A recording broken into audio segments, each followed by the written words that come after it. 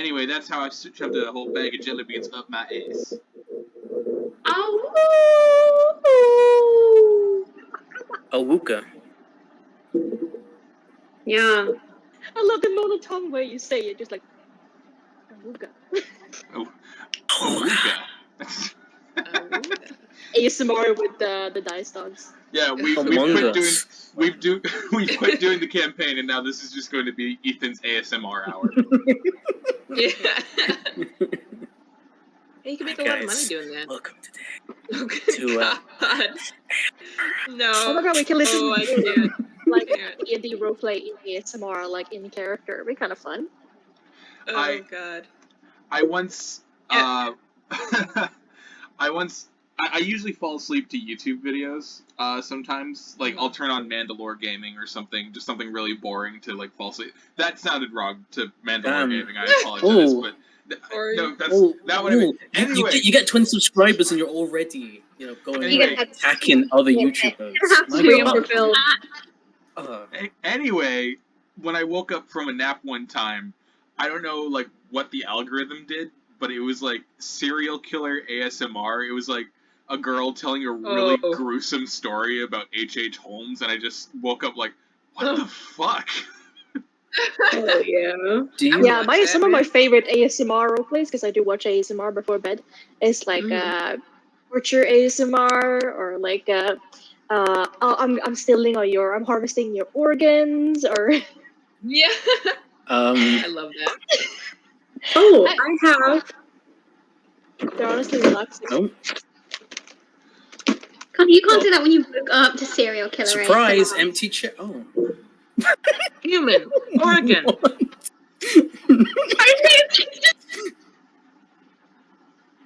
Is that a lunchbox? Yeah. You got a human organ in there, Finn. That's so good. That's so good. Who the fuck am I running this game for? Who have I You know made friends with? You know exactly. Exactly. Yeah, you know exactly who who you're running this game for, Connor. It's for me. It's for Vinn and his 4 lackeys. Vinn and the Vinnettes. Yes. What do you think about beignets? Oh, shut up. The Vinn game. The Vinn game. Now we're on to something. We're delving too deep. Now we're thinking with portals. Anyway. No, talk about portals. No more talking about portals. What's the matter with portals? What's the matter with talking about We've been portals? traumatized by portals. Let's get into it. Okay. So, I'm missing context. Hello, everybody. I am Connor Man, your dungeon master. With me, as always, is Ethan, M, Sophie, Vinn, and Finn. Sorry, it's been a while. We're doing this new thing where we're alternating games. Every other weekend, I play an amazing Pathfinder game with another amazing DM by the name of Vinn, who plays our resident Drow Twink. Vinn. I also play as a character on Mondays for Sophie's game, and that's really fun too. She's fantastic. She's a fantastic DM. Stop, I'll cry. Don't do this to me. You always say that. You always say stop. I could be like, I bought a new bottle cap today, and you'd be like, stop, I'll cry. Ah! Do you want to see me cry? Yes. Okay, give me a second then. I'm just... Look, I made you all cry during Wings of Freedom, and I've been chasing that high ever since. Are you sure you made everyone cry? I don't remember crying. I cried on camera. Yeah, I just thought Em went to her face. You can see the tear. I'm pretty sure I had like one visible tear roll down my cheek. However, Connor, making me cry is not. It's not something like a big deal. Not hard. I always cry for everything. Hard, yeah. I think my favorite part of that particular episode was like after I described the scene, the first one to say anything was Anna, and all she asked me was, "Why are you terrible?" I mean, it's a fair question. And we still don't know the answer. All right. So, who's ready for some D&D? God, have we been recording this whole time? Yes. This is horrible. I'm sorry. I'm sorry to whoever's watching this that you have to see what we're really like. Because we're like this all the time. Okay, there's only like at least 10 actual people who subscribe that aren't just us. Hey, So, Connor's dad might watch this. Look, Avery's cousin Connor's Lauren might watch this. Yeah. Those are the I only know people your I know that address. are us. Look, we can't all be watch. Sam Riegel and do like funny, gross, like commercial reads for like our supporters because we don't have any. So this is our next best. I mean, you know, we can only aspire to be as popular as Adventure Zone. So. Oh my god! You said Adventure Zone's my favourite. Taco is just a really great character, don't you think? Okay. Let's play dice jobs. Let's go, please. All right. Okay. God. And then the beholder comes down and kills the entire party. No! When we last left off, the shippers found themselves indentured upon the piratic vessel the Storm Wolf, working for its captain in exchange for ferryment to Port Zune. However, as an additional cost of transportation, they have also been asked to embark on a journey with the rest of the crew in search of treasure. And not just any sort of treasure, as simple as a pile of coins or a rotting chest. No, Captain Telnaris has something far more lucrative and intriguing in mind. In fact, she wishes to sail to a place known as the Vanishing Isle, which she has explained to be an island somewhere off the coast of the Suavein Islands. It's a massive land, caught in the ebb and flow of the tides. The actual island itself only appears about once every 100 years, when the air bubble that keeps it trapped beneath the depths is ruptured by undersea volcanic activity. When the island erupts to the surface, it remains there until more volcanic activity creates another massive air pocket, which sucks it back beneath the ocean for another 100 years. Telnaris has only ever seen it once in her life, but knows that the island has a vast history of legendary brigadiers and seafarers hiding untold hoards of stolen wealth upon the island, knowing it would be safe where no ship could find it. Until, of course, it resurfaced once more. And on this, the night that serves as the eve of the Vanishing Isle's ascension, many of the Stormwolf's crew take to their bunks with dreams of jewels dancing in their minds, treasures enough to make a god king out of regular man. But upon a vessel like this, many find themselves restless, especially on the eve of such a great journey ahead. One such woman is Ozla Highhill, who finds herself upon the deck as the pale moon hangs in the sky, shimmering against the inky black waters of this cold, cold night. Why'd you do this to me? I'm not good at starting things off. She's on the deck, isn't she? Yes. Okay. Can she make her way up to the crow's nest? She absolutely can make her way up to the crow's nest if that's what you want. Okay. Yes, please. Okay. I just realized I don't have a character sheet open. So as you kind of like climb your way up the crow's nest of the Storm Wolf, the actual pole that holds it up is much thicker around than like a regular ship's might be, and it's also far, far taller than you expect it to be. In fact, as you climb up, you can start to feel like the pole begin to sway left and right as you reach the top, not making any kind of creaking or cracking sound, which would be an alarming thing to hear this high up, but you do eventually make your way to the very top, into that little, like, into the actual nest part of the crow's nest, as you ascend the wooden ladder. And you find, instead of, like, the usual, like, pillows and paddings that would be found within a crow's nest, it's just all windsocks. And all stolen windsocks from hundreds and hundreds of ships, just kind of, like, built up into this, like, small, impromptu mattress. And laying on that mattress, curled up in her leather jerkin and her night clothes, is the Tabaxi, also known as Windsock, very much asleep, her tail twitching as she holds holds a big armful of windsocks up against her chest. Oh, I Normally love this. normally there wouldn't be enough space for both you and Windsock up here, but you are one of the smaller races, so there is kind of enough walking around.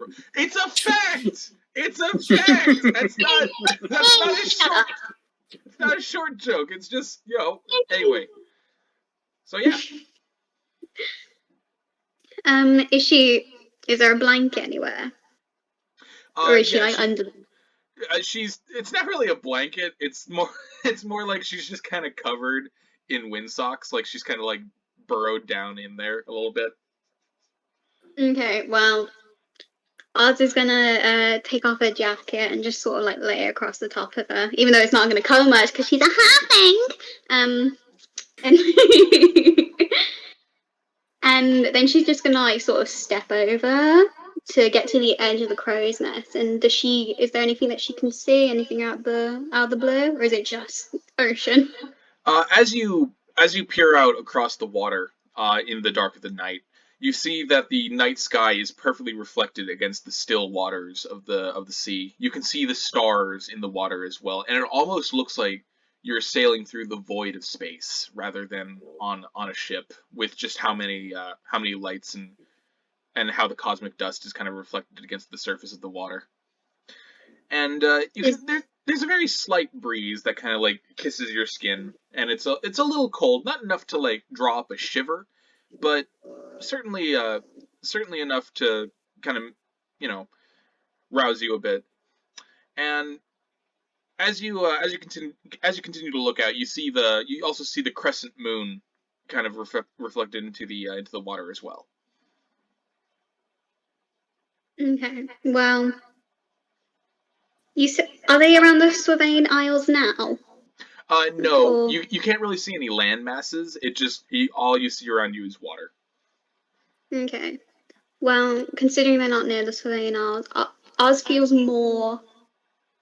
She feels more relaxed than she will when they're at the Swain Isles, but there's a mounting like nervousness in her, and she sort of like sits down and shoves her legs through the bars of the crow's nest where the railing is, and she sort of like leans her head against the railing and closes her eyes. And as she does, she starts to hum the song that I think it was Busman sang under her breath. And slowly, like, her nervousness like drips away, and she goes, "Right, let's hope no one drowns this time." As the song begins to wane a little bit, suddenly your nervousness picks back up as the hairs on the back of your neck begin to lift.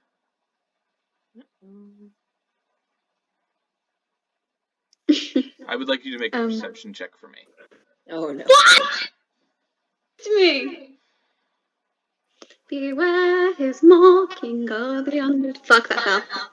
Okay, well I don't see shit. I got a 3. Oh no. All right. So while you don't immediately see something in front of you, you can definitely tell there's a presence here. Dun dun dun. Oz, when she like feels the weight of this presence on her shoulders, her hands sort of like curl into the railings, and she stands up and she like whips her head around because she thinks it's like Fenn or even like Dhuur'in or someone like coming to creep up behind. Can you imagine Dhuur'in's just like, "Hi," high on mushrooms. But yeah, there before you, floating 5 feet away, as if suspended by invisible wire, is the corpse of a tiefling. A pale purple tiefling in a tricorn cap. He constantly drips water from his rotting clothing, his rotting and tattered armor. A rusted cutlass leans against his side. Sunken eyes stare at you, Ozla. His mouth begins to open wide, and wider, impossibly long, until the chin and the jaw reaches the very bottom of his stomach, and you see only blackness within the depth of his mouth. It is the first time that Oz has ever felt scared. There's a blood-curdling screech, and suddenly you snap awake inside the crow's nest, covered in windsocks. Oz, she doesn't really move for a second, but her hand is just on her chest, and she starts humming that song again, but more frantically, more quick. She just like until her nervousness seems to chip away as best as she can. Alright, it takes a good long while, because this was a very shocking image for you to see, especially of somebody that you know. But as you begin to calm down, and you kind of like stand yourself up to kind of get a deep breath of fresh air that doesn't smell of windsock felt, you place your hands on the side of the crow's nest and look out, and you see the water once more, still calm, still undisturbed. But you also see something moving around on the deck. You don't get, you don't really realize quite who it is until they finally like disappeared beneath the stairwell. But you do get a hint of green robe kind of snapping in the breeze as Dhuur'in Kolbavar. Oh. Yeah, as Dhuur'in Kolbavar, you make your way down into the belly of the ship, where the gardener, Avrabella, resides. I'm much more confident going down there this time, because since I know what I'm expecting. And Alvarbella and I are friends. All right, so you're walking down into the gardens. Mm-hmm. All right. Keeping care not to step on any plant. Of course.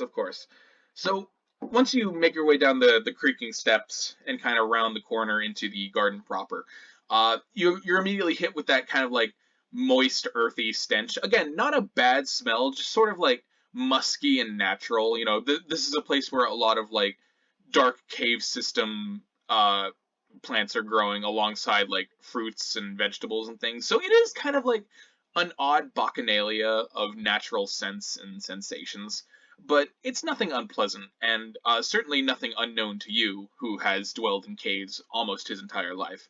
But as you walk across the very wet soil, it kind of squishing beneath your boots, eventually Avrabella comes into view. Now, she's atop one of the giant mushrooms.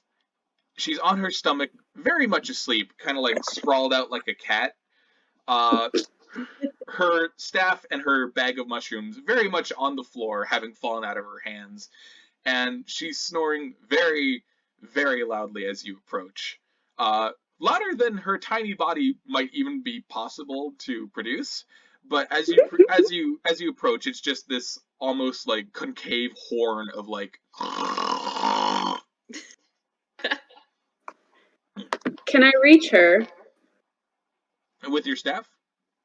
Or anything? Just can I give her a pat?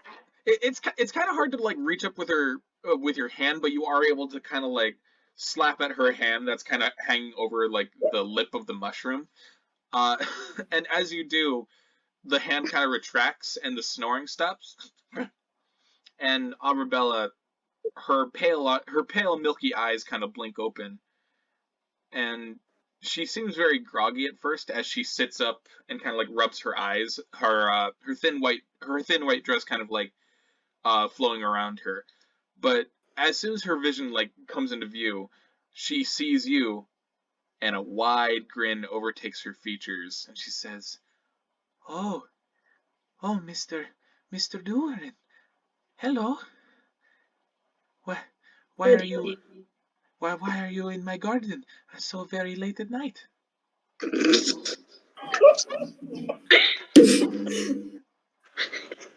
Any question? "Oh, of course, anything." And she kind of like scrambles down from the mushroom. And as she hits the ground, you notice she has like an almost weird nimbleness about her, despite being so skinny and gnarled. She doesn't really do a superhero landing, but she does land very silently, as if like trained for it. And she makes her way over to you and takes her hand in her very, very cold ones and says, what can I do for you, Mr. Dhuur'in? You're well versed in herbs and plants, yes? Oh, yes, very, very much, yes. They've taught me much. I can hear them. Do you grow anything that could help me sleep? There's a pause, and then like a knowing smile crosses her face when she says, Oh, I know exactly what you need, Mr. Dhuur'in.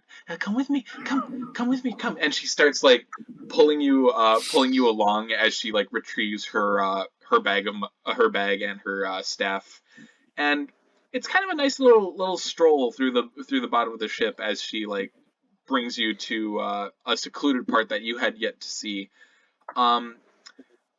Basically, she brings you to this little outcropping it's basically like almost a plant-like a cave made of lichen and moss in the very back of the ship, and it's lit up in a very soft blue light that's given off by these bioluminescent mushrooms that grow out of the walls and the very top of the ceiling. Not incredibly bright, but dim enough for you guys to see.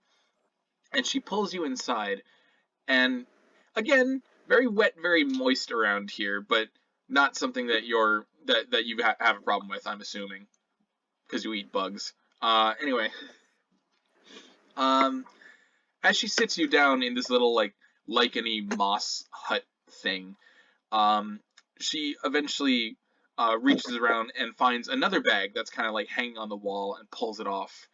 And as she kind of like rummages around in it, giving you like a nervous smile every now and then, she finally pulls out what appears to be a very brown, very stringy looking mushroom that looks almost dehydrated in nature. Ooh. Can I roll a nature check to see if I know what it is? You may, yes. Not very good. Let's see. 16. 16, okay. So you do definitely recognize this. This is actually a very common mushroom not in the Underdark, but like near the upper echelons of the cave systems that lead to the Underdark. It's what's known as Wild Mother's Cap, and it has many uses, but it's also an incredibly powerful hallucinogenic. Jesus Christ. I hold out my hand. She, Arabella, like, she holds the bag away for a second. She says, "Have you done before?" Yes. Oh, okay. Then one full mushroom should not be too much. And she takes your hand in hers and like places it there and kind of like holds it for a little too long before finally letting it go. I let her. Okay. And I take it back. I'm gonna tear off the cap. Tear the cap in half. Okay. Give her half. And take half for me. All right. So as she takes part of the cap, she kind of like blushes a little bit, which again the red is very stark against her pale face. But are you eating it as well? Oh yeah. All How right. much? So as you both take a bite, Vinn, I want you to make a Constitution saving throw.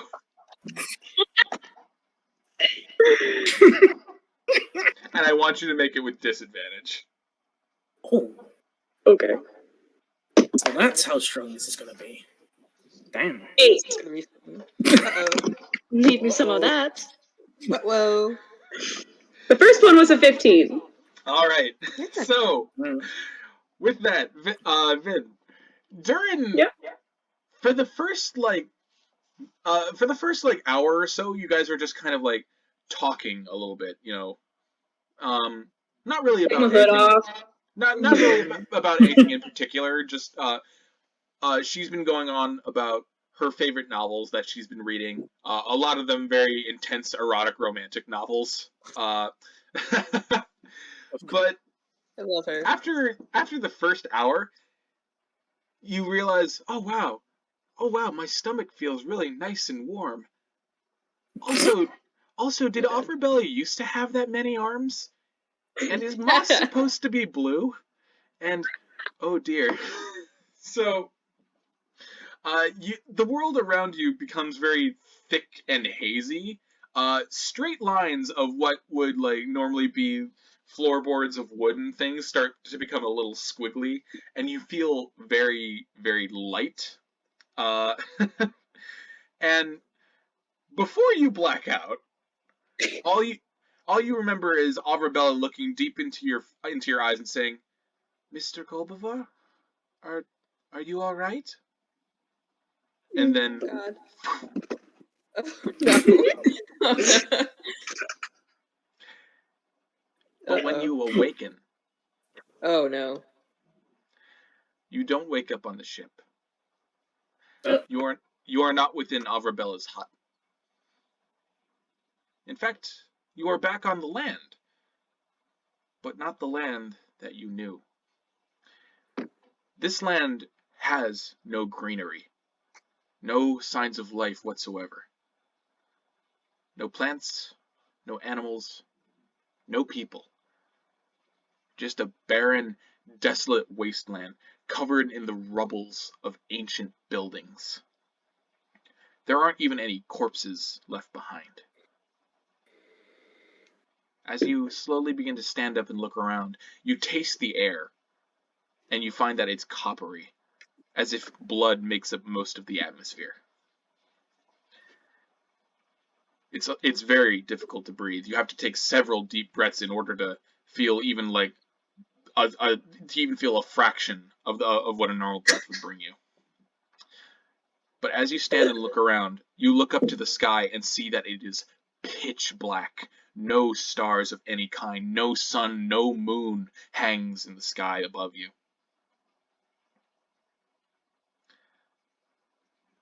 But after a while, you hear noises. Not the noises of animals, but of things with thousands of throats. Noises that cannot, should not, be made by any creature known to man. Impossible sounds, impossibly loud and impossibly quiet, all around you. Finally, as you turn around, you see that there are some people here. You see Nox, or at least the headless corpse of Nox, as it lays draped over a boulder. You see Gesh impaled on the branch of a tree.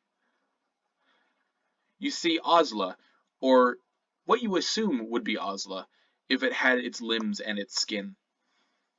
Ew.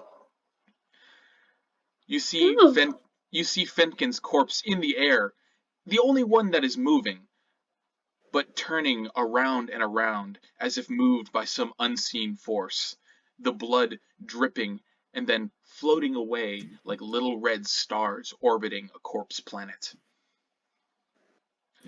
You see Kira, liquefied in his own armor. And as you turn around, there before you stands a little red tiefling that you immediately recognize as Kubo. Bring Kubo into this. Tears wet his eyes as he looks up at you. And in a croaked, choking voice, he asks you, "Why?" And in that moment, a massive green tendril descends from the sky and you have to look away before it crushes him.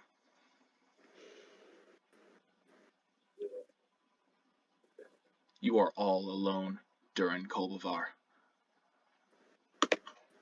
Except for the long, bony, gray fingers that slowly begin to slide over your shoulders, and an icy cold whisper in your ear that says, This is the world you wanted, little rabbit. This is the world your master wanted. Isn't it glorious? Isn't he glorious?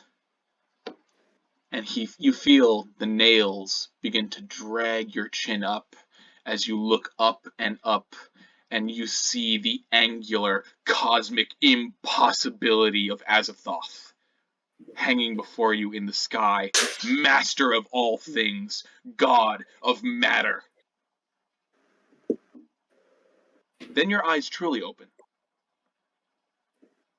Avrabella, her face is inches away from yours, and you feel cold hands slapping your chin like, Dhuur'in, Dhuur'in, Dhuur'in, Dhuur'in. Stop it! And she kind of gets up and backs away. Says, I'm sorry, it's just, you fell asleep, and you weren't moving or breathing. That's normal.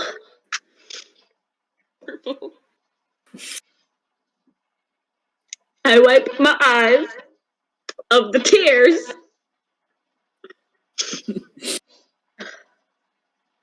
It did not work as intended.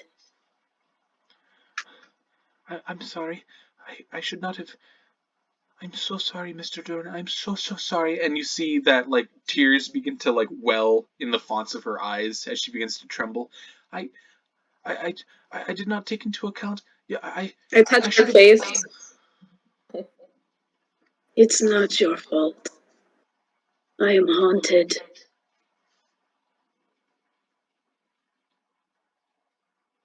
Oh.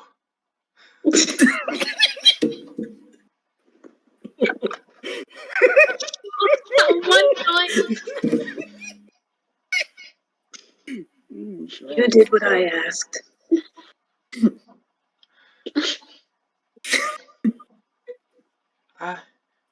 She's kind of like stunned for a moment, and she's like, "Would you like another?"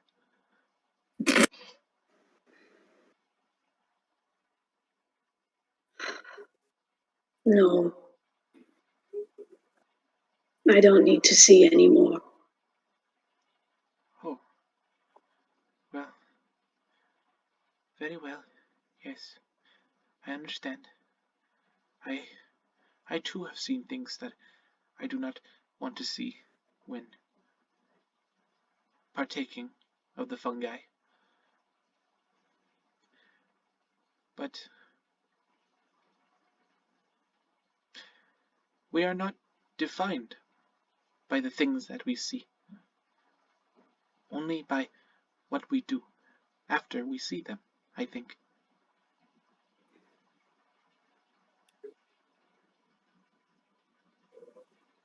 Yes.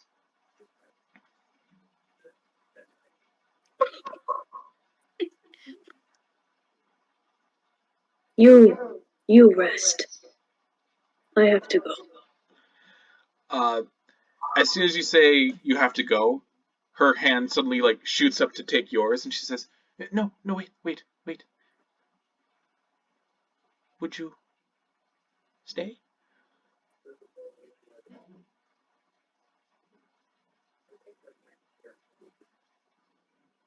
Fine.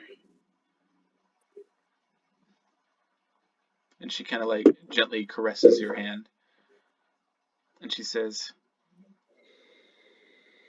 "You know, I have other fungi that soothe, but I have other means of soothing you." Raise an eyebrow at her.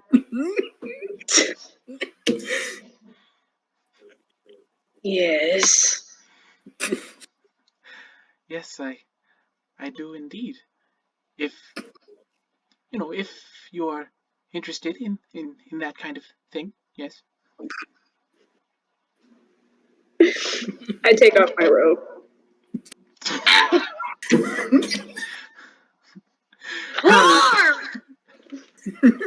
Okay. And then we So- fade to black. So Avrabella has this look on her face of like, holy shit, I didn't think I'd get this far. And then and Dhuur'in, you have like maybe 2 seconds to breathe before suddenly she's just like pounces on you, and then we fade to black. Oh my god. Jesus. Oh my god! Everything happened exactly the way Vinn foretold it to happen. They get high and then they scream. They get high, Dhuur'in gets traumatized, and then they scream. Yeah. I gotta forget about what I just saw, okay? That's All right. fair. So, It's understandable.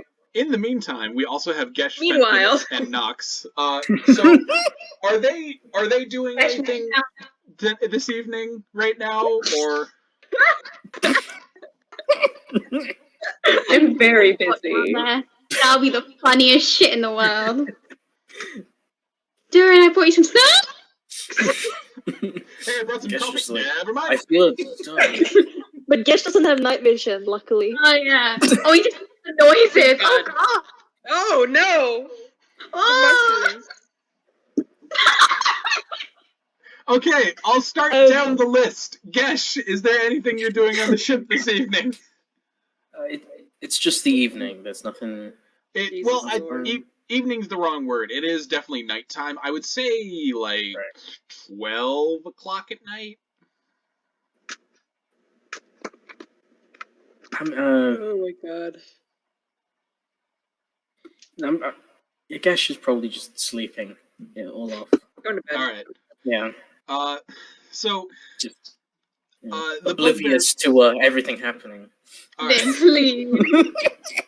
So the bugbear mutton chops, thankful for all the help that you gave him, allowed you to like sleep in the kitchen, which is is probably a little better than sleeping with the rest of the pirates because there are few hammocks far in between. So a lot of the pirates just kind of like sleep in a pile of other pirates. So having this like little room to yourself, despite there not being a bed, is kind of nice. And it is again, you are sleeping in the kitchen, but still, no one else is there, so you got kind of like the run of the lot to yourself. Yeah, so just alone on a Friday night. It's great. I just lonely. I was gonna come up to you. But it's okay. It's okay. there is a moment, Gesh, where while you sleep, kind of like propped up against the wall, you hear a faint buzzing noise. Is it Buzzman?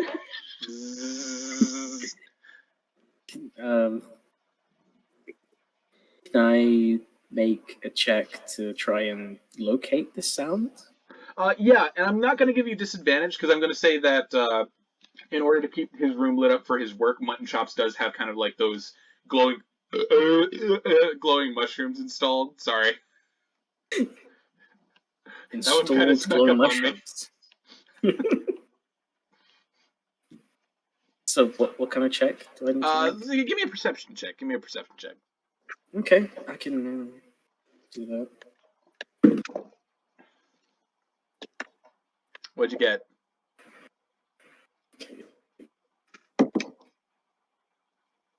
What? Huh? Natural one. Natural. Oh. Well. Okay. All right. So, Oh, I think I'm on a boat. I'm not sure. so you wake up so bleary-eyed that you can't make out any images, but you hear the buzzing sound, buzz, and the clanking of the hanging pots as something collides with them, and you hear suddenly the buzzing is overhead, but eventually your eyes kind of like blink out all the sleep, and you see the very fat form of Princess. His little wings very like having a lot of trouble keeping him like in the air. The rest of his body is just kind of like hanging. But but you can see he's trying. He's probably for the past 5 minutes now. He's been trying to come to a landing in front of like a bunch of chopped carrots on the counter, but it hasn't been going too well. So he's just kind of like clanking against pots and pans. Gesh gets up, walks over, just grabs Princess and puts him down on the counter. Just Okay. So when you grab Princess and like you hold him up like a naughty cat that you're trying to talk to, despite cats not being able to speak English, you find that he's totally asleep. He's been sleep flying and seeking out food in his sleep. So you, so you just kind of like flop him down onto the counter, and he kind of sits up, just kind of like nodding back and forth before a little raccoon hand kind of pats around, finds a little chunk of carrot, and then just like still unconscious brings it up to his mouth, and he just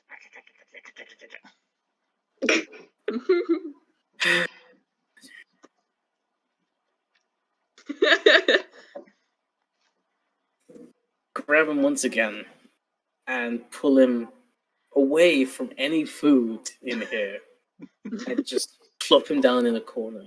So he doesn't like accidentally eat everything he finds. Find the baby in the corner. All right. God. So, Fenkin, what you doing, buddy? Hello.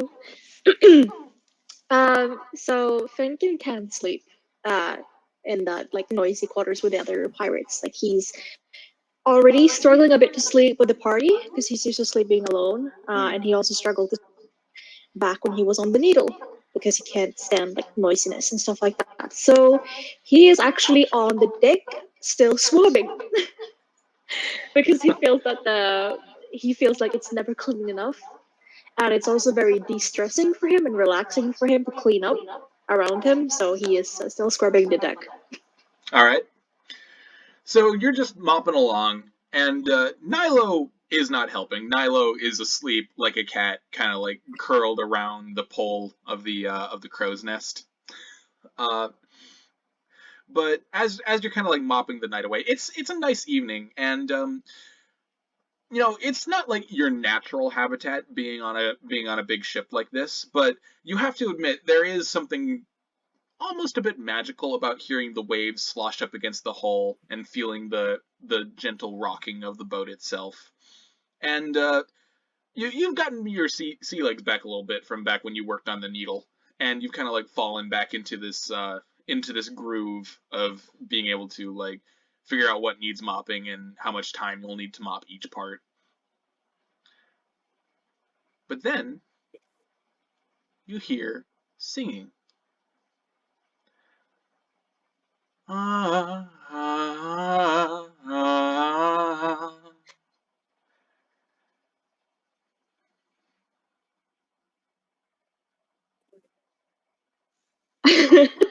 like, no, not the thirst trap. Yeah, so he's kind of lost in his own thoughts, as well as enjoying the sound of the sloshing waves and like the view of the starry sky and the ocean. And then he sort of stops a little bit when he hears the singing, and he looks around to see if he can figure out which direction it comes from. You are totally alone on the ship. You look around and you do not see a single person there. You see Nilo, but Nilo's kind of like rolled onto his back, and his like long, weird, flat panther tongue is like out and kind of like resting against his face. But you hear the singing again.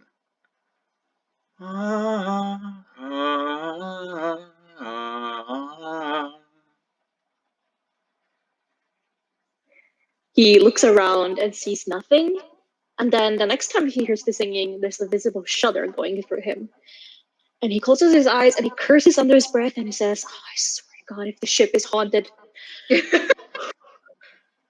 And then he takes a deep breath to calm himself down. Perception check. Oh god. Oh,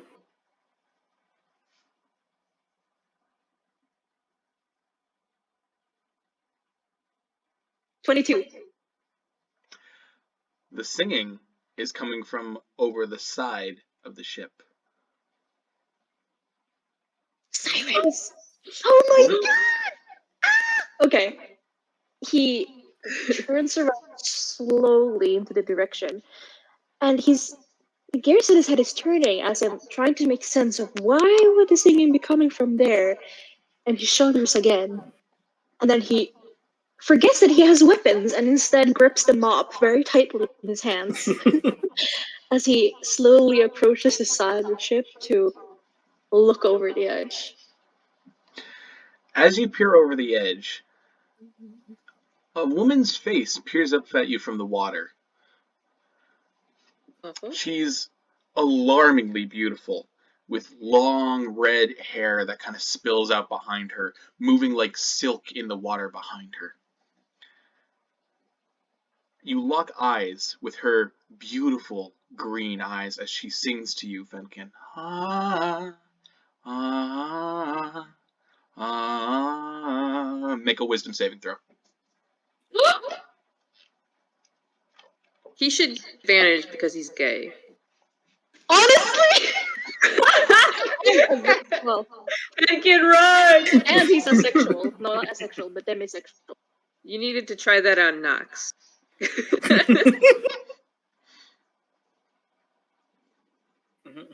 13. 13. Oh god. Unfortunately for you, oh no. despite Wait, what I rolled the wrong dice. Oh my. Oh. I rolled 12. The dice were 12. Wait, let me do it again. Oh, You rolled a d12. Okay, so you got a natural 12.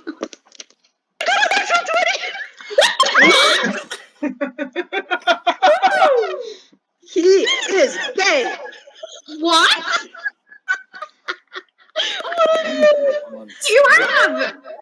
All He right. just says, please, please. He just looks at her for a second and he says, "No, I'm gay," and then he just walks away. Okay. Wait.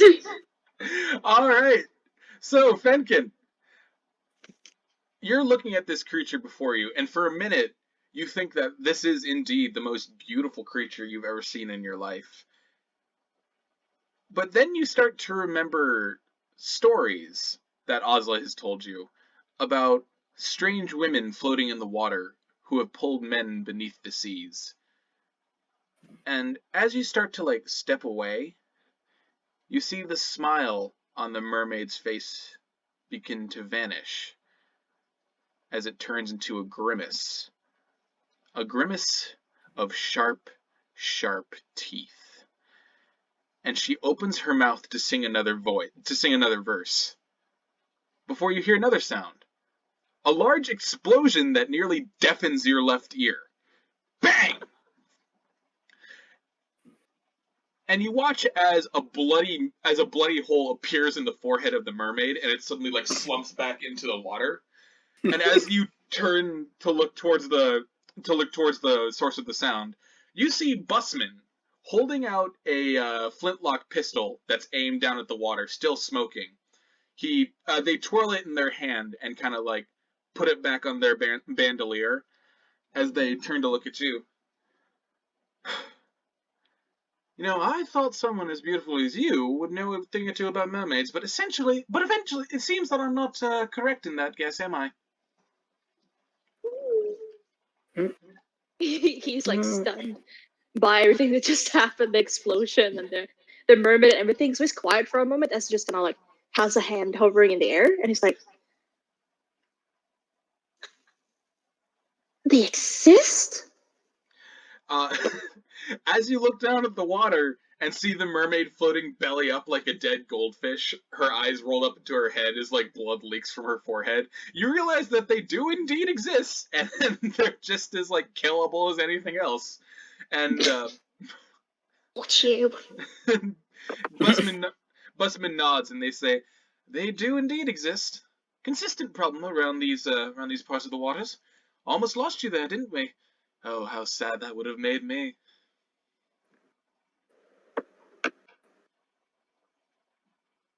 Fenkin is not very sharp, and he's still shocked. So he's sort of leaning over his ship, kind of ignoring Busman a bit, and just staring down at the corpse and like mutters little exclamations under his breath, like, "Oh my God, Jesus, oh God!"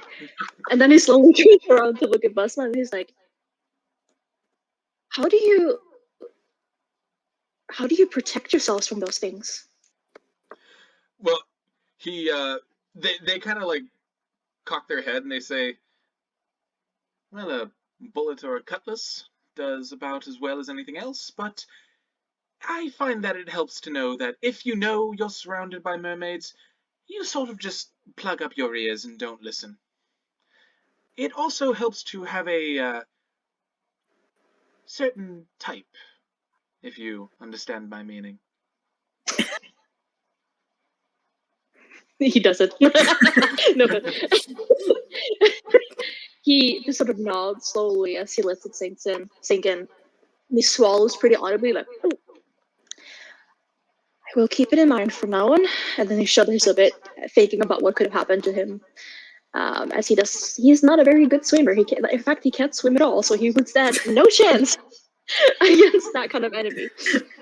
Busman kind of looks you up and down, and they kind of get the feeling that you're not quite there yet, or you don't quite understand, but they still give you a nice smile, and they reach up to kind of like brush your hair away from your face, and they say, it's good to have you on the ship, Mr. Fenkin. Like I said, if you ever want to talk, or if you want a free song, feel free to visit me in my bunk. And as they walk past you to leave, whap! Another sharp slap to your butt, Fenkin.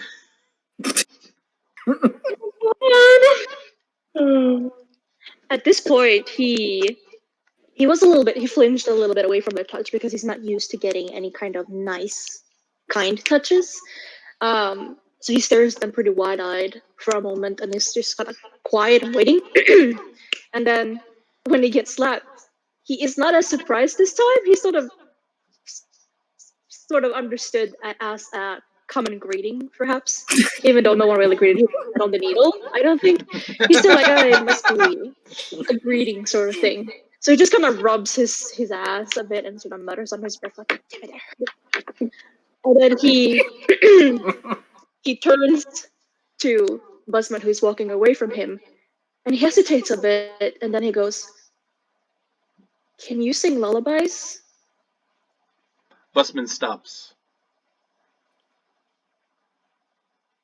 And then they turn around. Why, yes. Yes, I can.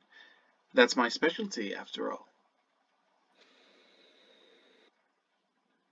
Then, could I trouble you to sing me something that could help me fall asleep?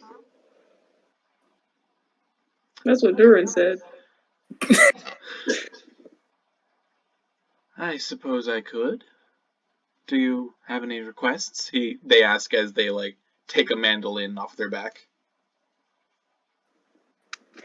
Fenkin hesitates for a moment, and then he sinks down onto the floor and crosses his legs. Do you know of any Elvish lullabies? Elvish. Elvish. Why, yes. Yes, I do believe I do. I think I can make that work. And they slowly begin to strum on the mandolin. An almost alienly perfect song that's slow and sweet. And in perfect Elvish, they sing a song from your childhood. Oh. Reneva nare naserave, vereknave narha nase, nahengahe Benyaza verata, veracuse, veracuse. The song is so sweet and relaxing that you barely even hear it when a shark spy hops out of the water to take the carcass of the mermaid down below, and blood begins to well up from the ocean. Rate the atmosphere. Go on. Fuck yeah. The beauty of nature. And as we come to a close on that scene, Opportunity Knocks. What are you doing? She's also not sleeping. Not because she is disturbed by the surroundings as Fenkin was, but really just because she doesn't want to, because this is a situation that she's very wary of, and so she's not really at ease enough to like settle down and go to sleep. So instead, she is just off exploring. Basically, she's just kind of trying to fit herself into some places around the ship. Just kind of see what's up, see what's out there. All right. Is there a specific? Stay out of the hole. Stay out of. Stay out of the hole. It's like that scene in Family Guy where like all the kids are sitting on the couch and Brian is sitting next to them while Lois and Peter are having sex upstairs, and Brian's just like, I have it worse. I can hear like suction. How dare you assume I know a scene from Family Guy? Yeah, how dare you assume I watch Family Guy? How dare you? Disgusting. Well, Nox is really good hearing, doesn't she? I love how that. I love how that's the worst Great part hearing. about that. Anyway, She gets anywhere near that hole and she's like, not gonna go down there. Not interested. Don't want to know. No. All right. So is there any particular part of the ship that you want to investigate? She's probably interested in wherever the people, like the I forget the word, like the bunkers, kind of like wherever the people in general, like the crew sleeps. Mm-hmm. Not because she's going to steal their valuables, although she did think about it, but not going to do that quite yet because this is a precarious situation. She doesn't want to be on anyone's bad side just yet. All right. But she is going to kind of poke around there, using her cat-like stealth abilities to be quiet as she's just kind of checking it out. Okay. So the portion of the ship where the majority of the crew kind of sleeps, a lot of them kind of sleep with the cannons and stuff, a lot of the powder monkeys and whatnot. But excuse me, but that one really caught me off guard. Sorry. Lost my train of thought. But a good majority of the crew do sleep in this little compartment, kind of like below that, and it's kind of this mess of like hammocks. There are a few like proper bunk beds and things, a couple benches made out to be beds, but a good number of them who aren't taking up the hammocks and things are kind of like sleeping on the floor, kind of like in a tangled mess of bodies. And you're no stranger to like weaving your way through like obstacles and dangerous terrain. You're a very dexterous person, so you're able to kind of like step over sleeping pirates without like tickling one of them awake with your tail or anything. But yeah, you're surrounded by sleeping, snoring pirates. Wonderful. Great. This is exactly the best place. Can I make a perception check to see if I can find what's his face, the Kubo's dad? You just said it. You absolutely may. Where are my notes? Vinn, can you do me a favor? My phone's charging, so I don't have my notes on me. What's his dad's name? What is the name I gave his dad? Vaynar, I think. Oh no, wait, never mind.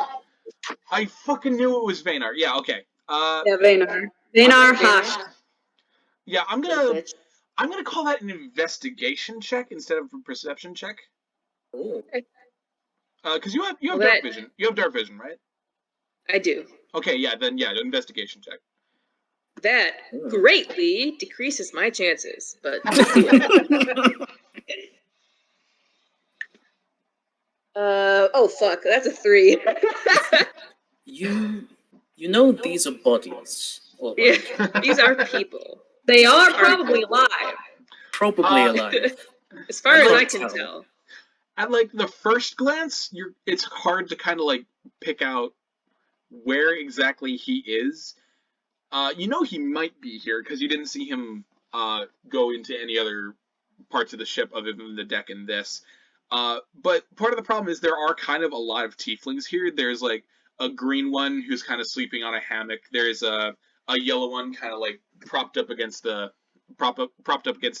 wall. There is one red one that you think might be Vaynar, but like when you kind of turn his face around, you see that there's way too much facial hair for it to be him.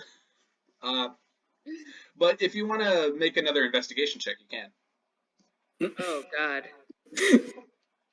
Oh no. And I I'll mean, give you advantage this time because you ruled out a bunch of the tieflings. Ruled out half of the tieflings. Oh, you're just checking every tiefling, huh? They Yeah. just look the same to you, huh? Is that it? Who's done it?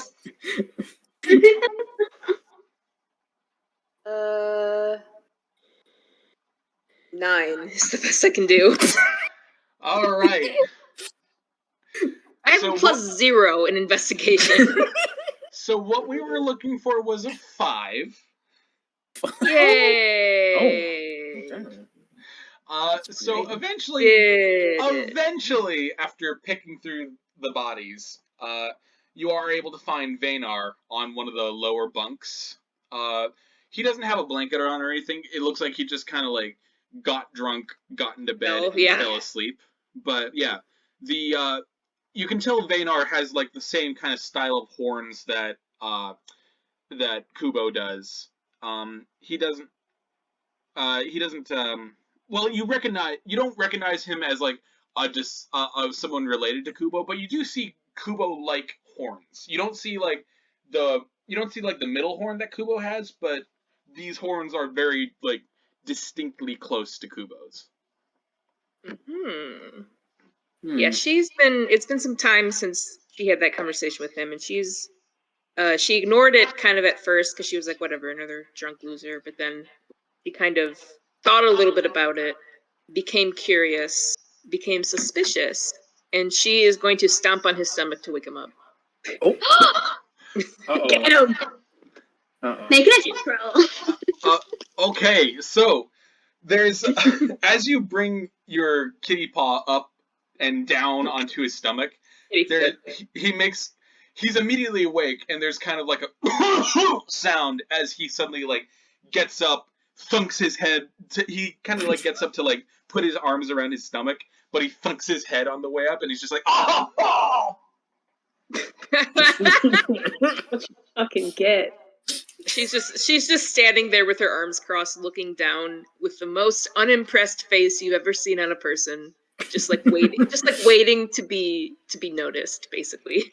And he gets up and he's like, oh, you're lucky I'm drunk and I only felt the head thing. Get up. What's going on? What's going on? We under attack? No, we're not under attack. Get up. What? And he kind of blinks up at you. Oh, you're the new Khajiit.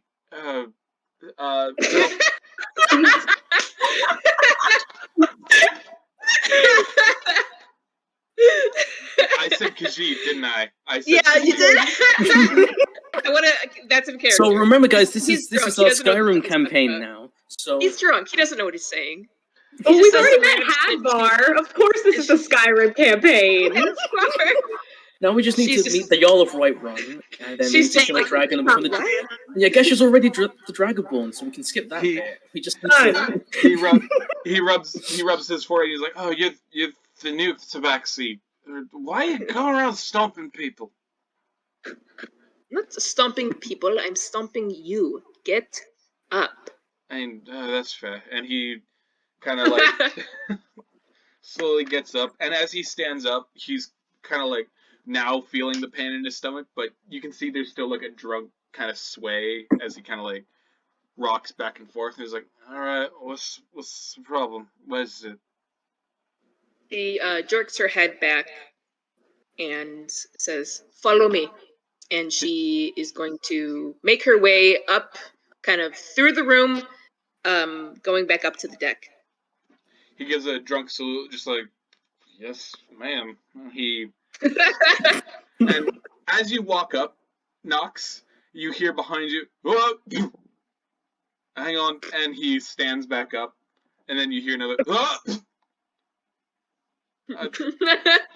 I'll meet you up there, and eventually, as you make your way onto the deck, Knox, about 2 minutes later, Vaynar comes stumbling up, and he has to like take a moment to like lean on the railing, and he's like, and he takes a good moment before he stands up, and he's like,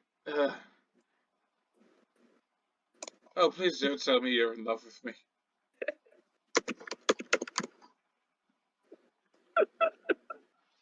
Arvabella pulled that shit 3 months ago, and I haven't recovered since. She has no idea who Arvabella is. She just raises an eyebrow and looks at him critically. Yeah, she's very busy right now. Looks at him critically for a second, and then she's not leaning against the railing. She's kind of stood like opposite him, facing him, in not exactly a threatening way, but in very much a like, I'm not here to take nonsense sort of way. That's kind of just like her posture, her general air right now. And as she stands there, she looks at him critically for a couple of seconds and then says, "You mentioned family issues, no?"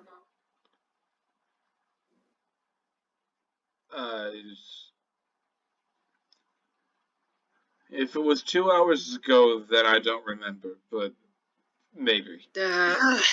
Useless. Okay. Tell me more about it. He kind of like scowls. He's like, "What the fuck are you doing? Pulling a man up out of his sleep and then just demand to hear about his whole history, huh? It's not right. What It's not did you polite." have to do, you drunken bastard? What else are you doing? Aside from wandering around here in a stupor being useless. You might as well talk to me. I'm not useless. I mop. I'm mop and swab. You see how nice this deck is? And like as soon as he says that, he's just like. She steps back because she doesn't want to be near that. She's like holding her tail like in her hand so that it doesn't get anywhere near the grossness. And she says, "A 4-year-old can mop a deck." I'll clear that later. She just huffs a sigh and she says, "Tell me about the family that you left behind." Make a persuasion check. Yeah. Persuasion. And while this is happening, Fenkin and Ozla, you both wake up from sleep, hearing voices on the deck. Uh-oh. Do you want persuasion or intimidation? Kill him. Persuasion. Intimidating would be like if you were like, "Tell me, or I'll rip your testicles off and put them where your eyes should be." Yeah. As she's not there yet. She might be there later, but she's not there yet. And what do you want to say? What's up, Em? Is Buzzman gone? Busman is gone at this point. You've just been kind of like asleep, curled up next to Nilo. Busman just left Fenkin high and dry. That is a 24. Holy shit! All right. Oh. Plus 8, baby. Fucking bards, man. Anyway, there's a moment where Vaynar's drunkenness sobers up just a little bit, and you see something very sad overtake his features. as he kind of like turns to Oh. lean against the railing, his forked tail kind of whipping out behind him, and he says, "It's been a while since we talked about it. Don't proper like to talk about it, if I'm being honest.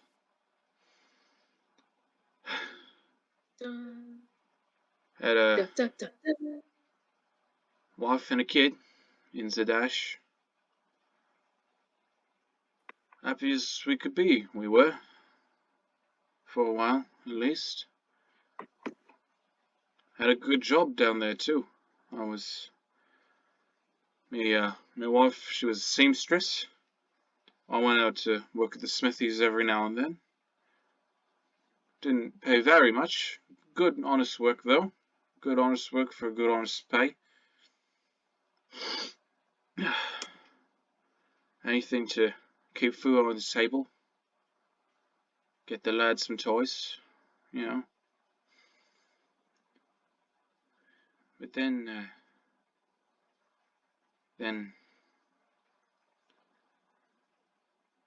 something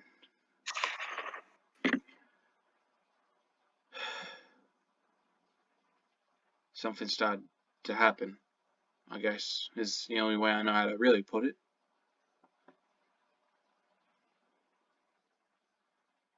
What happened? There's a long pause, and he looks at you. Look, I may be a pirate now, but I've never been a very superstitious man. I've never been an overly religious man. But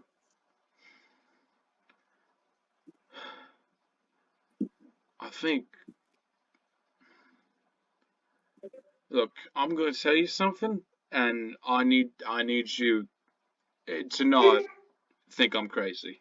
Okay? Do you promise to not think I'm crazy?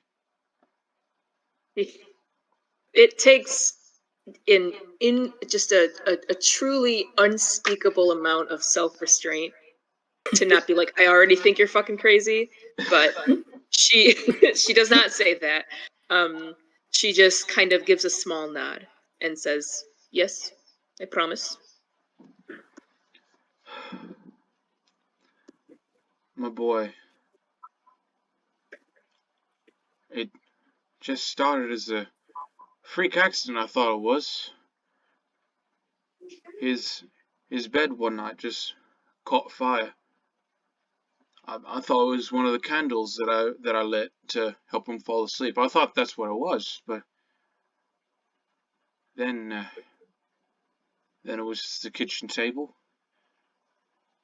Then the next night it was the cabinets.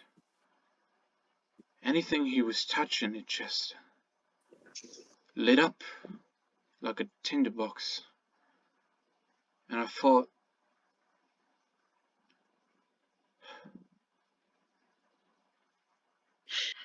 he was possessed.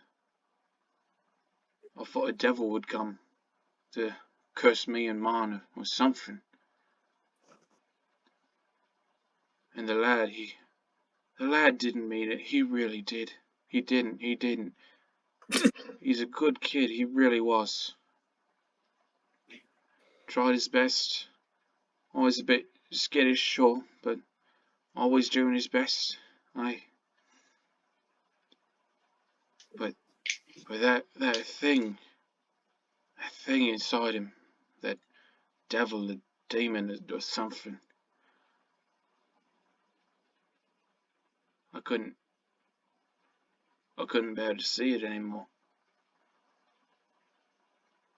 It was making things dangerous for us. Making things dangerous for me, for my wife. But the torment it was just putting my boy through. And you see tears start to well up in his eyes. And he looks over at you. Do you know what it feels like? To see your pride and joy.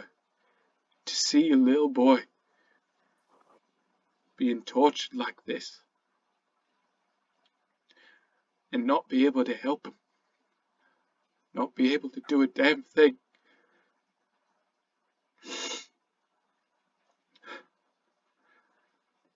I prayed to the gods every night. I brought him to churches. I brought him to priests. I did everything I could afford to do, everything I could think to do. But it just got worse and worse. And he was just getting so scared. He was losing sleep. He wasn't eating. And one night I couldn't bear to see him like that anymore. I couldn't. So I did the only thing that I could think to do to save him.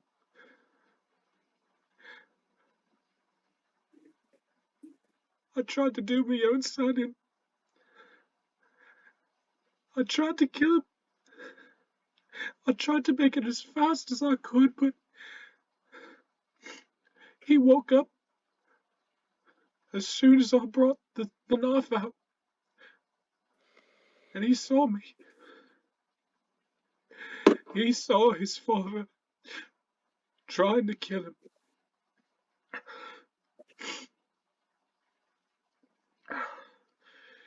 And I couldn't do it. Even if he was possessed, I was still my little boy. I was still my Kubo.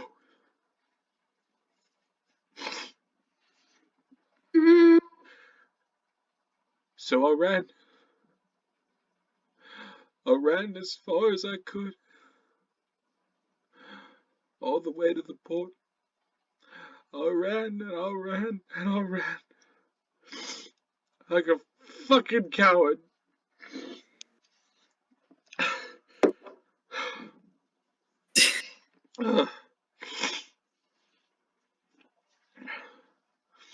All the way to the coast.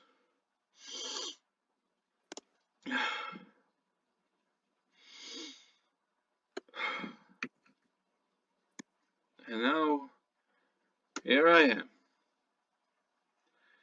Was useless fucking then. And like you say, was useless fucking now.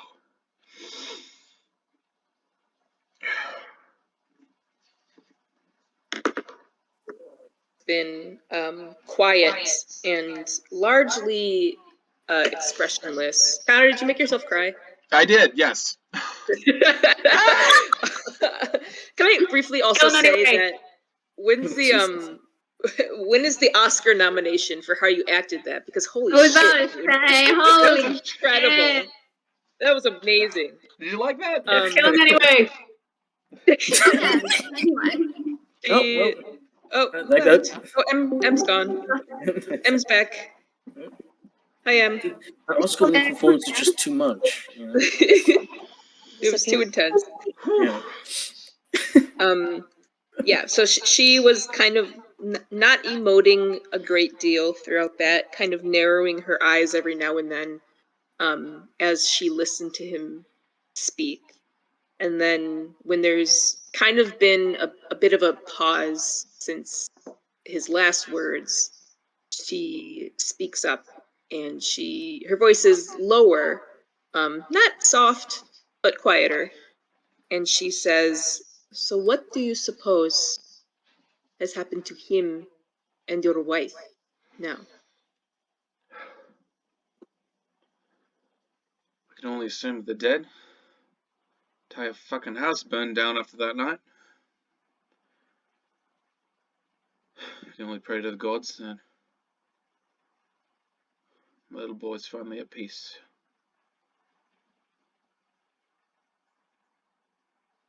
She is quiet for a second and then she says, "You know, my friends and I, we came up this way before we ended up on this ship, and that is a story within itself. But believe it or not, we went through the dash, and I met your son, Kubo."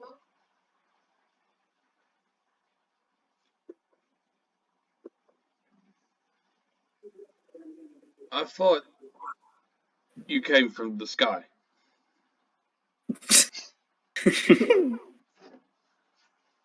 We did. Wait, hold on. What? The fuck you mean you met my son? And your wife. Both of them. No, the wife is dead. Yes. The wife is dead. Oh wait, wasn't she okay? Kubo's being taken care of by the innkeep in Sadash. Oh Yeah. right, okay. Yep, sorry. Okay. So she just says, sorry, my cat is distracting me. She just says, yes, he was there. There is a very nice woman that works the inn in Zadesh, and she has taken him under her wing. What she did 2 years ago. I remember that too. Kubo's in school now. Kubo's... He's alive? She nods. And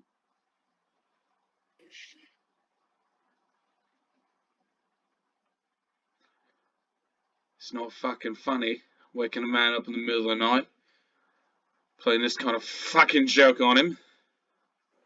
Nox, do you have the picture? The picture he drew? Would I? I don't know. That Probably. last I I would. checked, that was in Dhuur'in's book. Oh. Shit. I think Dhuur'in has that. Yeah, I don't think I would say I was just looking at her inventory. I don't think she has anything. But she knows what he looks like. She does. That's true. Mm. Has very distinctive features. That is true. Hold on. I need to look at a picture of Kubo. So that I'm I trying can not to describe think what about he how looks during that whole speech, Avrabella was deep below the deck just getting destroyed. Oh yeah, absolutely railed. Laying down some of that drow magic down there. just absolutely laying pipe. Oh my So Get wrecked. it's horrible. terrible. So she is nonplussed by this, and she says, his horns extend backwards like yours, curl up at the end, but he has one in the middle.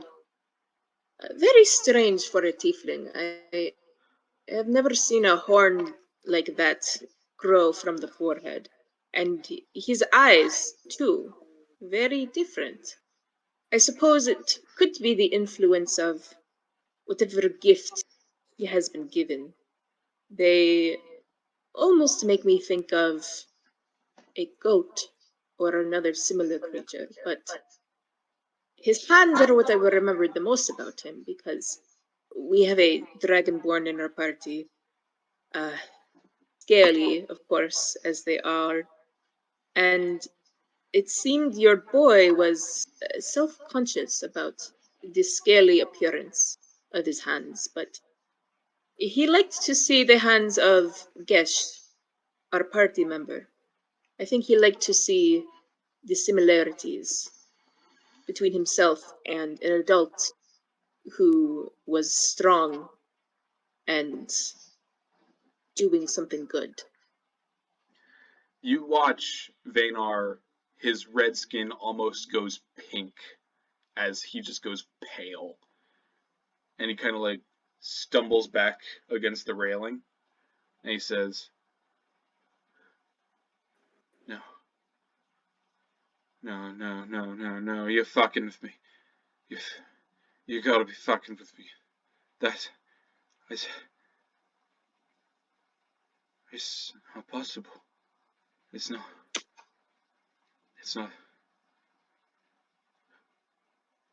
I assure you, I would not waste my time. Ozla and Fenkin, both of you, Hi. perception. You hearing this shit? I was going to say, can we hear them? I didn't know, and it passed for me to ask. Go on, stretch it out. Stretch it out. Oh, stretch it out. I'm deadly, So- but I'm deadly. We've woken up by this. I'm guessing. Yes. You said yes. So Fenkin, he sort of sits up and he rubs his sleepy eyes and he looks around and sees that Buzzman is gone, and then he looks at Milo, and then he turns towards where the voices are coming from, and he recognizes one of them with a very distinct accent he's very used to, and he frowns a little bit and he gets up to go a little closer to investigate. Can I get perception checks from the both of you? Okay. Where's my perception? Busy laying pipe. Oh my god. Fuck, I keep dropping it. In the background. Gesh is just There's no way. watching There's Princess no to try and way. make sure he doesn't eat all What did you get? 6. just Got a 3 again. Well, I got a 13, so. All right. Oh, Ozla thinks she's on a ship. Maybe. So, I think I'm in another nightmare. so Ozla, Hi. you've heard.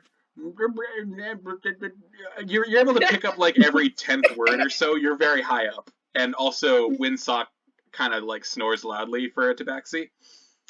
Fenkin, you've heard the whole damn thing.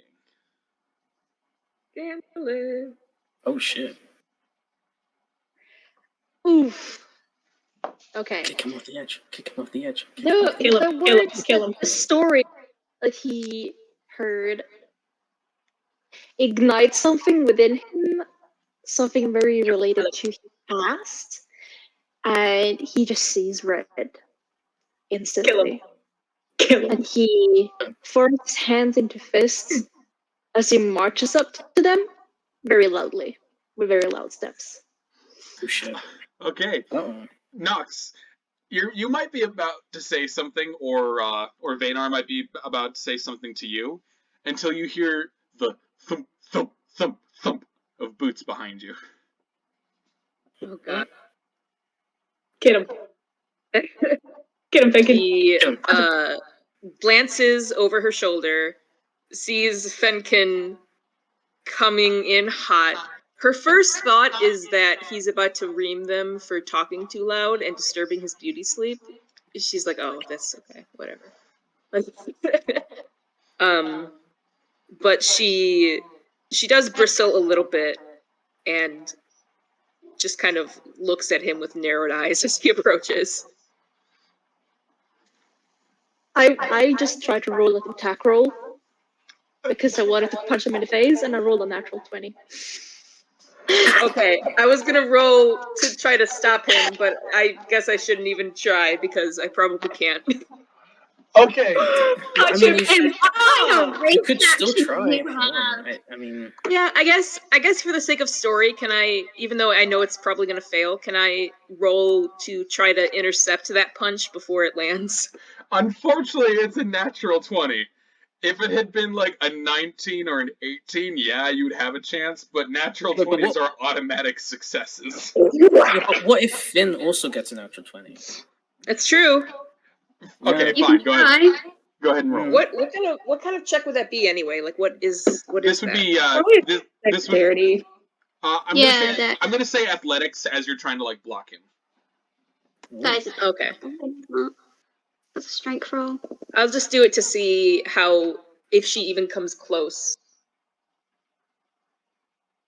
It was a nat 1, so All right. You went. Oh no! Oh, Don't. damn. I'm not to go. No. You just don't even move. So- you just, so just Nox, stood. As you see like how angry Fenkin looks, you kind of put together what's happening, and you step out in front of him. But like with a strength you've never like seen from him before, he takes you by the shoulder and just shoves you aside.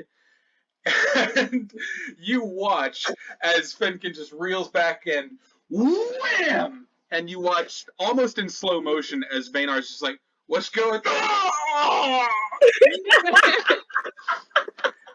And the strike is so hard that you watch him careen over the side of the ship and you hear a splash. Fuck you! Damn. Don't abandon your kids. Yeah, Fenkin used the strength he never thought he even had in his little body. And as Otter sends him sailing, he's just like panting, like.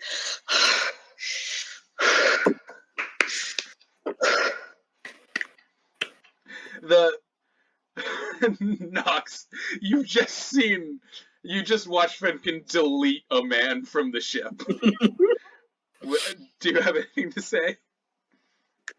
She heaves a sigh, like an annoyed sigh, like a very just, and then she starts like unspooling a rope because she's gonna get his ass. It is like, man overboard. So as you start to like unspool the rope and like look over the side for him, there's nothing really in the water until like suddenly you watch him. Ah! I can't swim. At least it's sobered him up. She as she ties the rope to the railing for security or whatever. I don't know how ships work, so just assume that she did something that makes sense. And she gets up on the railing and like right before she goes over the edge, she like glares at Fenkin and says, "You owe me for this." And then she will drop down into the water and try to grab him. Okay. She's like, I'm gonna call this athletics as you try to like swim and grab him. I'm glad I have no strength. And he's thrashing too, so I'm gonna have to roll for him as well. Oh shit. Connor, don't smile. I got a 19. Okay, he got a 7. So So he's a weak bastard. So you're like You're able to like swim over to him, and even though he's like thrashing and like gasping, he's pretty drunk still. So you're able to like get an arm around him, like, come on, shut the fuck up, and just yeah, that's exactly the energy. It's just like, oh, Jesus. And she will not be shy about digging in her claws a little bit, to keep him in place as she holds on and then starts to pull her way back up the side of the ship with his sad, wet, drunk ass. All right. As this is happening, as you start to like swim towards the ship, Fenkin, you've been looking over this entire time, right? Watching them? Probably. All right. I hope so. Suddenly, there's like a thunk of another pair of hands on the railing next to you, and you look over to see Busman, but they're usually calm is gone as they're like looking down at the water, and they see Nox, they see Vaynar, and they shout, "The fuck are you doing?" This is iron infested waters. And Nox is in there. Nox looks up at Busman with annoyance, and as she's trying to get back to the rope, she yells, "What does it look like?" Do you know what part of the fucking ocean this is? The wet part? No! It's a fucking spawning ground! For them! And they point out across the, a bit behind you, Nox. Uh-oh. She is still swimming. She's not going to stop because fuck that, but she will look. All right. As you turn around, you almost expect to see dorsal fins or sharks of some kind. But instead, through the darkness of the water, you see about a couple good 100 feet away, very small, black, shiny, oily bodies. Thousands of them skimming across the surface of the water. And Busman shouts, "It's the fucking leech tide!" Oh shit! Ah! Ah! Pick up the pace. Pick up the pace. She is hauling ass. Does not want to be in there. What check? At some point, Athletics can I have check. Dhuur'in like coming out of the hall, putting his clothes back on. Just like smoking a cigarette. Just Yeah, she has no strength, so someone's gonna have to help her. She has 0 strength. Hey, can Ozla come down or something? And she's just like blaringly like staring out until she realizes what the fuck's going on. Yeah, that was a 4. So someone come save Nox, please. Yeah, Ozla, as soon as you hear the word leech tide, you know exactly what that is, and you know it's not good. I'm gonna say that Ozla's like gonna scramble over, like, and where the thing is wrapped around. Is it wrapped around the railing, or is like Fenkin holding it or something? Not wrapped sorry. around the railing. Okay. Yeah. She's sort of like pushing front and she's like, give it to me, and she's gonna try and pull them up. So what am I Athletics rolling check. for that? Athletics, okay. Can I Ooh, help? Yes, Fenkin can also help. Also give me an athletics check, Fenkin. I got a dirty 20. Nice. Nasty 20. I got you, baby! 15. Alright.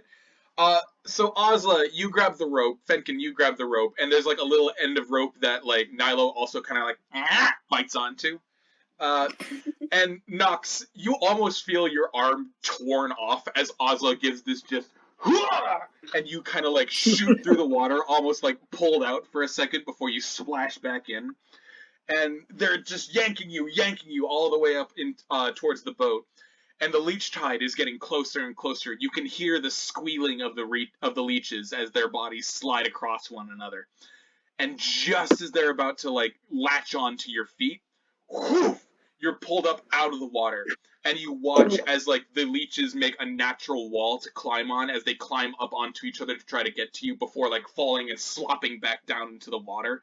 And both you and Vaynar are like tugged back onto the boat, over the railing and onto the deck. Jesus. Thank goodness. As soon as they hit the deck, she immediately not only lets go of Vaynar, but also like pushes him, like rolls him away from her. And she's like panting because of the exertion, and she sits up and she's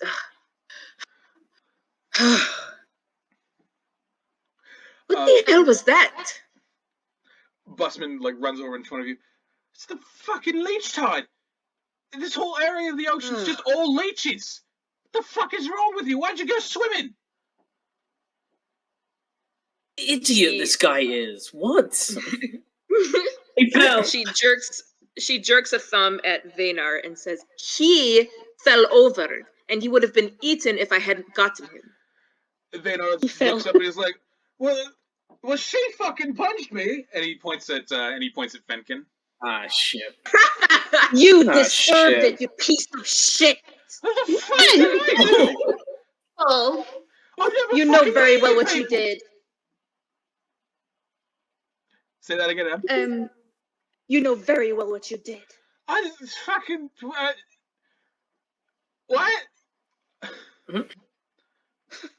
Fucking moron. I was just gonna put her hands and go, alright, what the fuck were you twats doing while I was asleep? Fenkin just like points at Nox and then crosses his hands as his arms as in I'm not gonna talk about it. I was like, not like. She's still sitting on the deck, and she's like, smoothing down her tail because it's all like wet and ruffled and gross. And she says, "We were having a conversation. This one," and she points at Fenkin, "came up all angrily and hit him, and he fell over." What the fuck? Why? Do you want to mention who he is and what he did? Uh-oh. She says. Sorry, what did you say? Do you want to mention who he is and what he did? He says to Nox.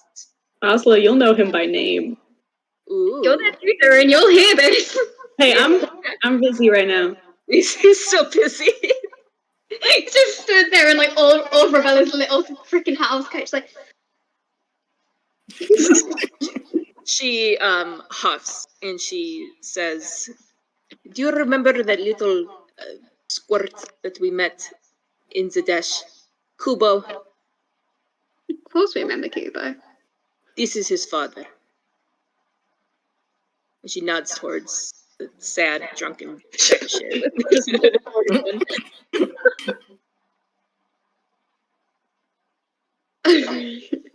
Yeah, you're joking.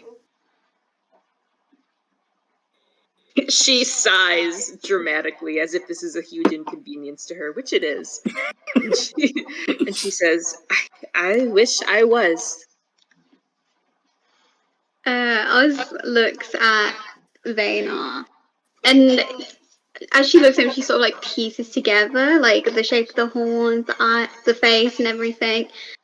And she goes, toss him back overboard. I'll do it. And she goes to grab him. Oh my god. But Busman comes up from Knox behind is you, just like, going no, to- and he picks you up. Knox is gonna swat her away, like, I just went through all that trouble of saving him. Do not throw him back over.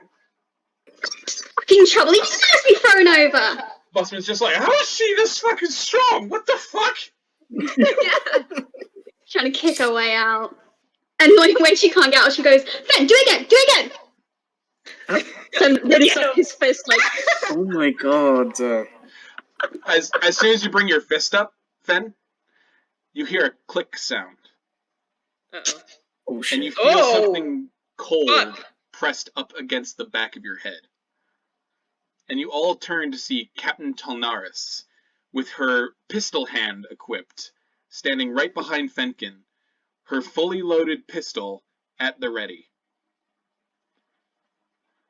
slowly Now lowers his then. hand. Would somebody like to tell me what the fuck is going on my ship? I'm fucking your herbalist.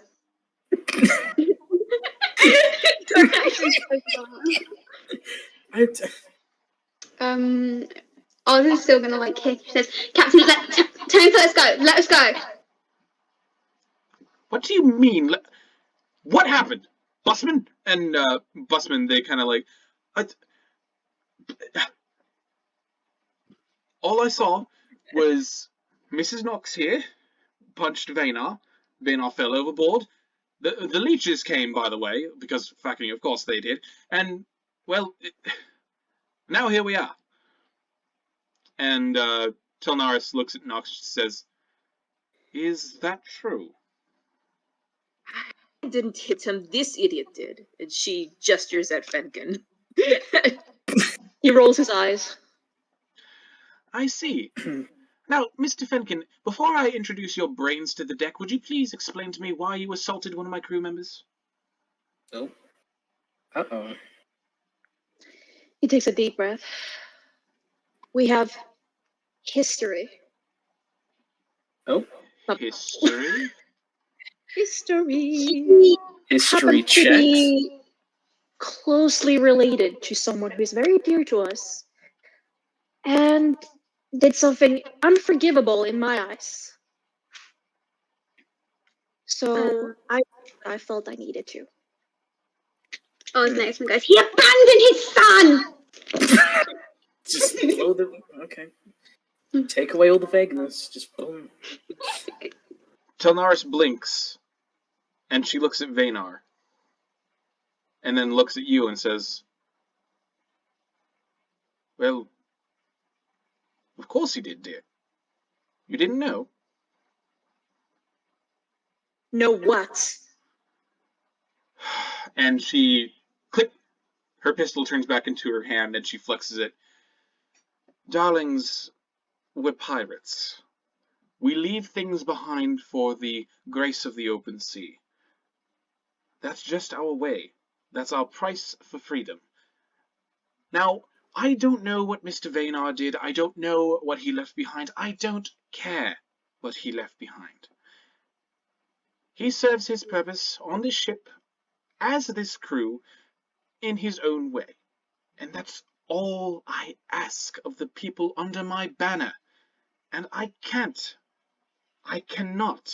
have you disputing and scuffling over such trivial things as that, when there's much greater things at stake. Fenkin leans his head back and he lets out almost a manic laughter, like, and what a rotten ship this is, if you allow such foul people on board and protect them. We're pirates, Okay. darling. We're all foul in our own ways. This is when Dhuur'in comes skulking out of the hole. Late to the party. Like really, or Yes, with like a little lit like flay-leaf cigarette. I would Fenkin to turn around because she had her back to her when she had a gun. But turn around and look her in the face and say, "So, would you kill your own child? Would you?"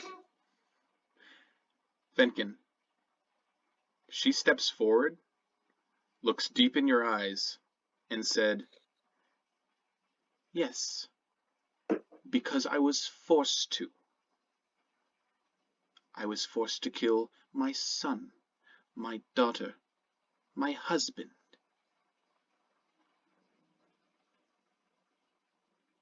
Ooh, What about shit. you? What would you give up? What have you done?" Oh God. Oh, fuck. We didn't think Now. it was gonna take this turn. It's some backstory!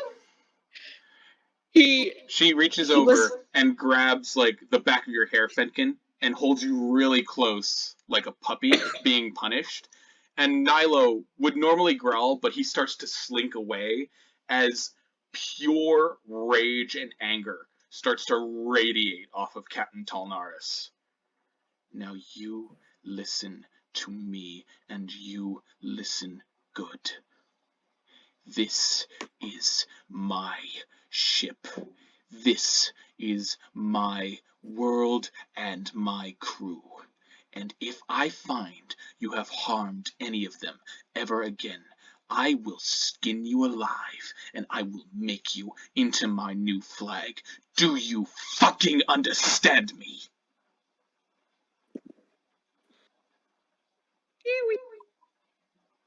Boy. Wait, let me go through this roller coaster. So at first he was ready to reply and like bite back to her, and then when she questioned him about what he had given up, he shrunk, like visibly. He shrunk, almost became very small compared to her. His eyes wide in shock, and because of that, he was more susceptible for her like threat coming afterwards. So he's staring at her with wide eyes and like trembling a little bit, and he swallows, and his voice is very gravelly and very quiet when he says,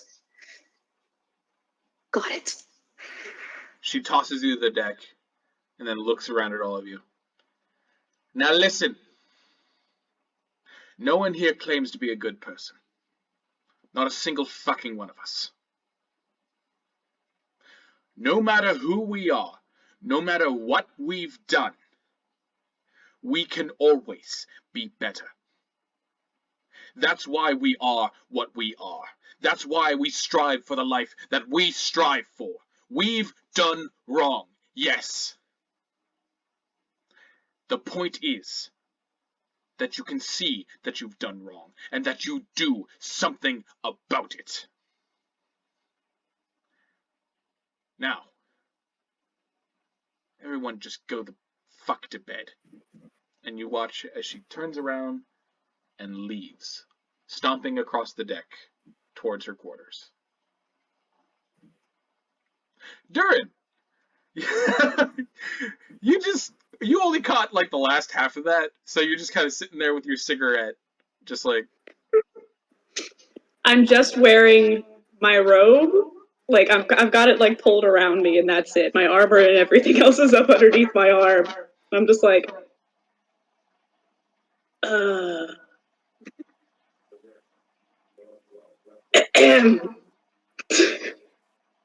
Is everything okay? Nox just looks at him from where she's still sitting on the deck. Where the hell have you been? Busy. Busy where? Avrabella comes up the steps, and she kind of drapes herself over Dhuur'in, and she says, "Are you coming back Hello?" Vinn. And with that, we're gonna take a 10-minute break. My God. Jesus. We could have lost our Half-Elf. We nearly lost. We nearly lost our Tabaxi. That was